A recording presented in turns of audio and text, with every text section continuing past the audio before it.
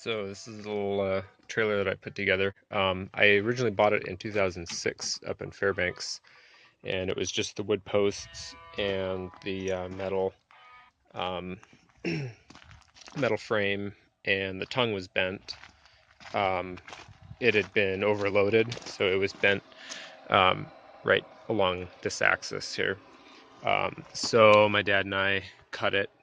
Um, Cut it here, and then I bought this piece of pipe and extended the hitch just enough that the rear gate will close with a bike on the rack.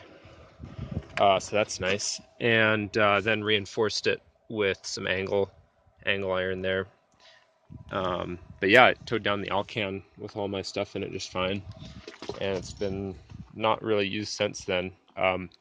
When I was in Fairbanks, just before I left, I put the sideboards on and the roof on and painted it. So yesterday I was working on the wiring for the trailer, so I had to adapt to the solar panels. So these wires are coming in from behind. There's a pair that makes a loop around. These tie ground and these tie positive together. This runs to the little Raspberry Pi server and the router, and this runs down here through the bumper. That's just plastic there, and then there's a few loops underneath if I need to extend it, and then I have some loops on the trailer side as well if it needs to get extended. And so these will get replaced with automotive connectors. This is just what I could find at Home Depot. So that runs back into, let's see, right here, it runs into the trailer.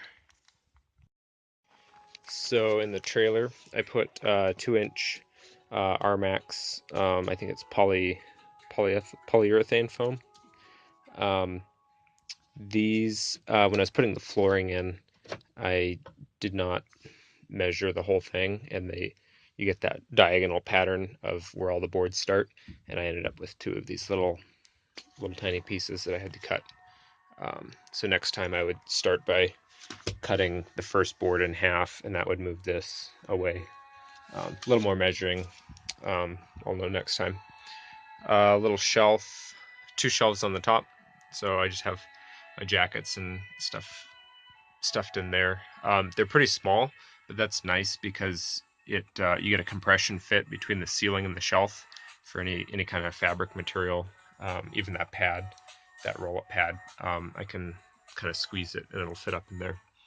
The desk is 10-inch, 10-inch by 5-inch, single board, and then I have two angle iron or angle brackets. I did that to save room underneath, so I could slide stuff all the way through. So I could put like a cooler in here without worrying about the cross piece blocking the cooler. But I think I'll get some stronger brackets so it doesn't move. It's pretty good. I can lean on it a little bit without too much worry. So just it's not heated, so just sleeping bag, sleeping pad. The walls help quite a bit. Just with your body heat, it kind of starts to warm up. Not a lot though.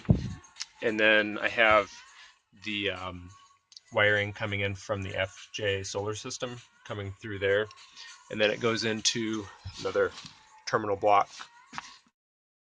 So anyways, it's kind of a lot of wires at the moment, but I'll get one of those multi-port 12 volt DC to DC USB chargers, and that'll cut out the inverter. Try to have everything running off 12 volts, and then just have an inverter as backup. But anyways, coffee's ready. Despite all appearances, I came rather unprepared and I forgot a cup or a lighter, so I've been using the base of the jet boil to light the stove.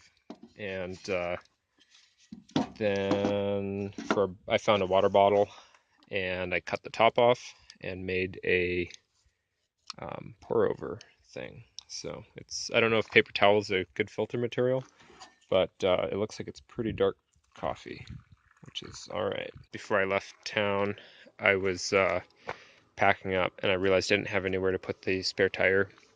So I dug around in the store for a little while and found a turnbuckle and this big lag bolt, and so I put a little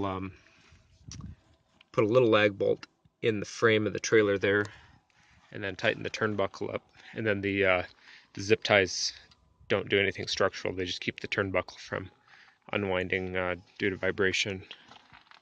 And I did a little driving around. I found some bumps on these roads here, and would drive over these berms at different angles, and was just watching the trailer, and never really had it off road or off highway before, so just seeing how it rolls and all that. So, well, I drove down from Keeler to Ridgecrest because I got Home Depot here, and picked up a bunch of foam, and I found out that they will not cut the foam on their nice saw, so I had to sit out here in the parking lot and cut it all up with a knife, which means it's not exact, so I cut it a little big, and I'll have to trim it when I get back.